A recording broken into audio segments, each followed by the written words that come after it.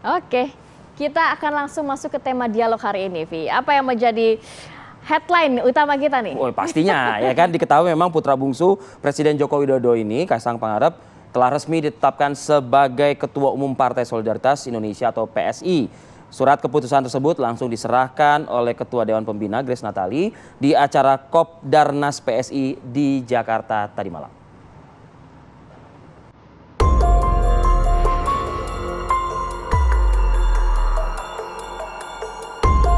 Putra bungsu Presiden Joko Widodo, Kaisang Pangarep, resmi ditetapkan sebagai Ketua Umum Partai Solidaritas Indonesia (PSI).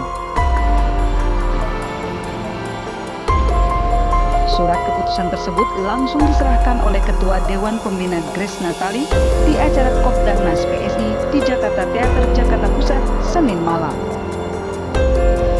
Kaisang diangkat sebagai Ketua Umum PSI 2 hari setelah dirinya menerima kartu tanda anggota PSI.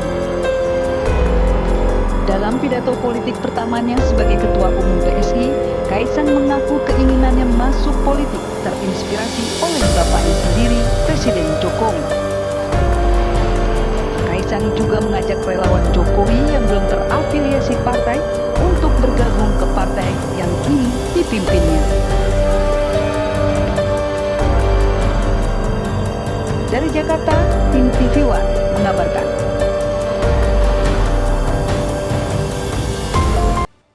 Beliau ini orang yang sangat saya cintai dan saya hormati.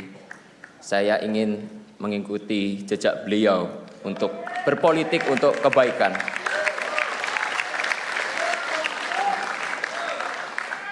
Kepada Bapak, saya ingin menyampaikan izin saya mau menempuh jalan saya, Pak. Dan langsung saja kita bahas tema utama kita pada pagi hari ini. Kita mengundang narasumber yang sudah hadir di studio kita. Ini selamat pagi, Assalamualaikum. Ada Mas Ahmad Khairul Umam, analis politik dari Universitas Paramadina Jakarta. Selamat pagi, apa kabar pagi, Mas? Mas Arif. Dan juga ada Mas Rati. Ujang Komarudin, analis politik dari Universitas Al-Azhar Indonesia. Sehat, Kang. Alhamdulillah. Tapi nggak elok rasanya kalau tidak melibatkan dari Partai Solidaritas Indonesia juga ya. Betul. Ada siapa Rati? Sudah ada Mas Andri Budiman, Waketum DPP PSI. Selamat pagi, Bro Andri. Bro Andi, wah, selamat pagi. Apa kabar? Bro Andi. Arif, terima kasih. Halo. Terima kasih waktunya. Nampaknya ini pertanyaan pertama harus ditujukan ke Bro Andi dulu, nih ya. ya. Ini kenapa akhirnya publik juga baru dikejutkan dengan Kaisang masuk ke PSI. Baru 2 hari. Baru 2 hari sudah jadi ketum. Berarti memang kadang-kadang kita mendengarkan pernyataan atau diskusi di warung kopi gitu nih, kayaknya Kaisang bakal jadi ketum nih. Ternyata bener nih. Gimana ceritanya nih, Bro Andi? Terima kasih Mbak Kamarati dan Mas Arif. Jadi kalau ada orang bagus, ada orang muda punya niat baik untuk masuk politik, untuk mengurusi sektor publik, kenapa tidak diterima dengan tangan terbuka? Jadi itu prinsip pertama yang dipegang oleh PSI. Mas Kaisang ini tentu mewakili sebuah generasi yang semakin penting ke depan karena pada pemilu 2024 nanti hampir 60% pemilih itu adalah para pemilih muda. Jadi inilah yang absen dalam politik Indonesia hari ini. Kita tidak merasa ada satu sosok anak muda yang betul-betul bisa mewakili generasinya untuk memperjuangkan apa-apa yang memang diinginkan oleh anak muda. Jadi ketika ada sosok seperti Mas Kaisang, pertanyaannya justru harus dibalik. Kenapa tidak? Kenapa tidak kita memberi kesempatan kepada anak muda? Dulu juga ketika Mas Gibran dicalonkan menjadi wali kota Solo, dalam hal ini kita ingin mengingatkan kembali ketika Mas Gibran dulu atau PSI adalah partai pertama yang mencalonkan Mas Gibran menjadi calon wali kota Solo, yang mengusulkan pencalonan Mas Gibran. Kita memang tidak pernah kehilangan kepercayaan kepada anak muda. Kita percaya sebetulnya kalau anak muda diberi kesempatan, mereka akan mampu. Mas Gibran contohnya. Beliau sekarang memimpin Solo dengan cara yang keren. Kotanya maju, kemudian sikap beliau dalam menjaga integritas, kemudian juga menjaga persatuan, berdiri di atas semua kelompok dan golongan, melawan kelompok intoleransi dan lain sebagainya. Itu adalah value yang sangat mengagumkan. Dan kita melihat pandangan, visi, dan integritas yang sama juga dimiliki oleh Mas Kaisang. Karena itu tanpa ragu kami merasa bahwa ini adalah sebuah pilihan yang tepat. Ini adalah sebuah pilihan yang mewakili sebuah generasi baru di dalam politik Indonesia. Ya Mas, tapi ini sistem karir di PSI ini jadi dipertanyakan. Dalam arti baru 2 hari sudah dipilih menjadi ketua umum, publik mungkin kader PSI sendiri belum juga melihat prestasi Mas Kaisang dalam politik nih Mas Andi. Loh, ini pertanyaan yang sama juga dulu diajukan ketika Mas Gibran dicalonkan menjadi wali kota Solo loh. Jadi orang dulu bertanya juga apa prestasinya, apa kehebatannya. Tapi ketika diberi kesempatan, anak muda ini akan selalu bisa membuktikan diri. Mengenai kaderisasi dan lain sebagainya, ini bisa sesuatu yang menjadi bahan perdebatan, sesuatu yang debatable. Kalau misalnya kita merasa bahwa proses kaderisasi di seluruh partai politik lain selama ini memuaskan, kenapa misalnya pertanyaannya, kenapa orang justru tidak puas dengan kinerja partai politik? Apa yang salah? Kenapa orang tidak puas dengan hasil kaderisasi? Jadi kan ini pertanyaannya sama. Kalau misalnya kenapa di PSI baru jadi anggota bisa jadi ketua, apakah tidak ada kaderisasi? Pertanyaannya saya balik. Kalau misalnya kita puas dengan proses apa yang disebutkan proses kaderisasi sehingga menghasilkan para pemimpin politik di partai-partai yang ada saat ini, kenapa publik justru merasa bahwa partai politik adalah institusi yang paling tidak bisa dipercaya? Jadi ini mungkin sebuah cara baru, kami menempuh satu cara baru yang mungkin tidak biasa dan kami percaya ini akan bisa mengatasi kebuntuan politik. Jangan-jangan selama ini apa yang disebut sebagai kaderisasi politik itu justru menghambat orang-orang seperti Mas Kaisang, anak-anak muda yang hebat ini untuk menduduki jabatan-jabatan penting di dalam partai politik. Justru ini memperlihatkan bahwa PSI adalah sebuah partai terbuka yang memberi kesempatan, memberi kepercayaan kepada anak-anak muda untuk terjun untuk menduduki posisi-posisi penting, bukan sekedar posisi yang untuk mempermanis kesan seolah-olah partai ini mewakili atau diwakili oleh anak muda. Oke. Mas Andi, saya geser dulu nih ke para analis-analis politik yang ada di studio juga ya.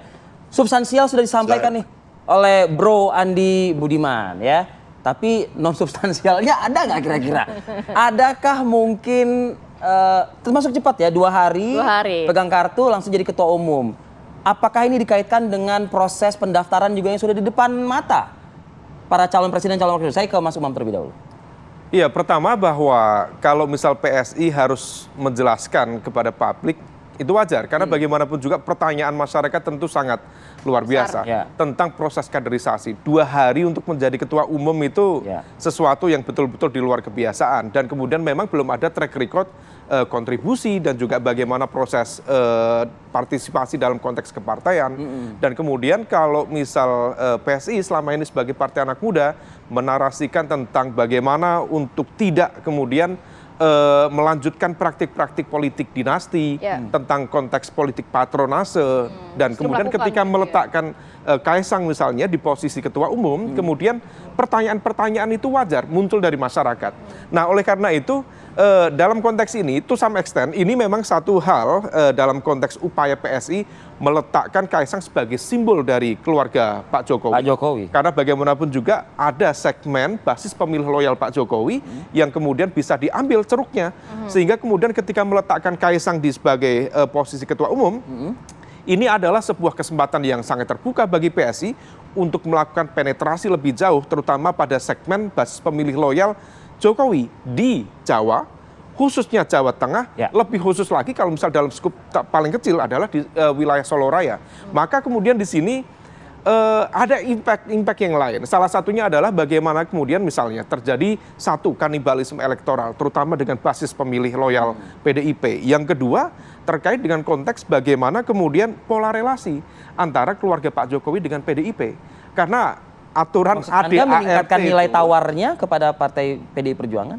Nilai tawar mungkin iya, tetapi di saat yang sama juga ini menegaskan ada sesuatu yang tidak baik-baik saja antara keluarga Pak Jokowi dengan PDIP. Karena aturan di ADART PDIP sangat clear. Di ADART nomor 25A menegaskan bahwa dalam konteks keluarga inti, memang tidak boleh ada aturan secara clear di sana untuk tidak berada, untuk berada di dalam satu partai, harus di dalam satu partai. Tidak boleh tapi kemudian keluarga inti di luar kan itu. hanya suami istri. Nah, itu yang kemudian mencoba untuk diperdebatkan, kemudian legal formalnya kakak sudah berbeda dan sebagainya. Tetapi spiritnya sangat clear disampaikan oleh Pak Jarod Saiful Hidayat. Bahwa kalau misal kemudian dalam konteks keluarga terdekat, kalau kemudian ada yang di partai berbeda, maka itu menegaskan bahwa dia sebagai misalnya pimpinan keluarga tidak mampu melakukan kaderisasi, kemudian tidak mampu meyakinkan untuk kemudian tetap membawa basis keluarga inti itu tetap berada di pertanyaannya adalah tidak mampu meyakinkan atau emang itu by design juga oleh si kepala rumah tangga? Itu dua hal yang kemudian saya berkeyakinan betul statement dari Pak Jarod itu disampaikan tanggal 21 September dan statement itu sangat relevan untuk dialamatkan kepada Pak Jokowi. Nah, oleh karena itu ketika kemudian muncul realitas politik per hari ini, misalnya Kaisang kemudian secara sah, legal formal, ADART PSI pun juga tidak melarang ada ketua umum nanti yang bisa dituding oleh masyarakat, ini kok karbitan, ini kok jalan merah, gitu ya. ini kok privilege.